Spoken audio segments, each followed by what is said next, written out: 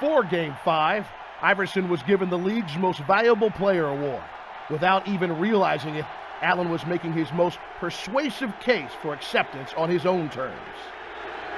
Every time I come in this arena, I hear my favorite song. You know, y'all voices. So it's time for y'all to play that song. Let's make this noise and get this party jumping. And during Game 5, he played like the MVP as he gave the fans a performance for the ages. He was unstoppable. Fallaways, trip plays, fadeaways. It didn't matter. Stuff was going in that basket and the place was going wild. Yes! AI sees all and hits all.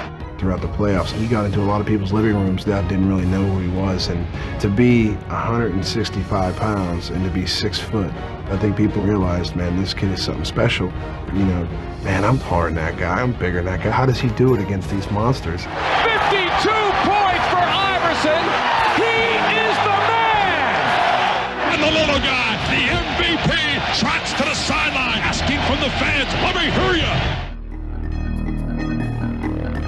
Iverson showed the basketball world how much he cared about winning. And no one was talking about his image any longer. When you see the way people react to him, it's kind of nice. You don't look at the tattoos or the cornrows. You just look at what's inside of him. I think it's the greatest story in sports. But the story wasn't over yet, as Vince Carter scored 39 points to give Toronto a Game 6 win and take the series to a 7th and deciding game. Spinning is Carter against Mutombo, the big giant. He scores anyway. That's Carter at his best. But as Game 6 ended, Carter would step off the court and into a controversy as he chose to attend his college graduation in North Carolina on the morning of Game 7.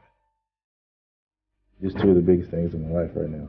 Game 7 and the graduation. So I'm trying to split them in half and give time for both.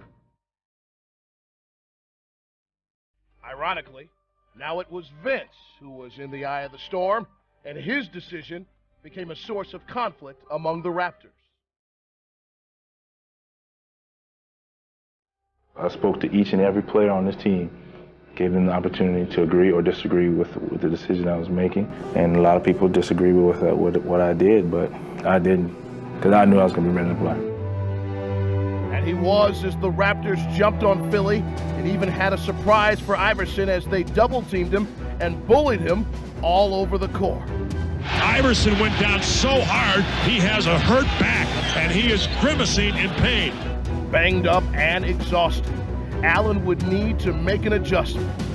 Allen, I'm going to tell you again, when they double, you got to go into some kind of passing game. The ball has to move. Playing like a champion, Iverson would give his team whatever it needed to win. That's a nice find by Allen Iverson, trusting his teammates. Handing out a career-high 16 assists, Iverson pushed the Sixers into the lead. Great feed by Iverson. He's a passing machine. But fittingly, the game and the series would come down to a final shot. I wanted the ball more than anything. It's my chance to go out there and win the game. And coming on the court, you know, I was ready. Curry has it. Carter trying to get free. Carter at the buzzer. No good. And the Sixers hold on and advance to the conference finals. He had a chance, and you know, that's what type of battle it was. It came down to one shot. That was a great series. It seems a hard one to swallow right now. All I think about is that shot. You know, something you live for. You know, maybe next year. For Carter, the series was bittersweet. For Iverson, it was a validation. For everyone else, it was one to savor. It wasn't Bird or Magic. It was close.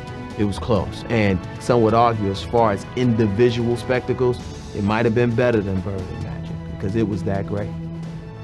I will remember that for the rest of my life.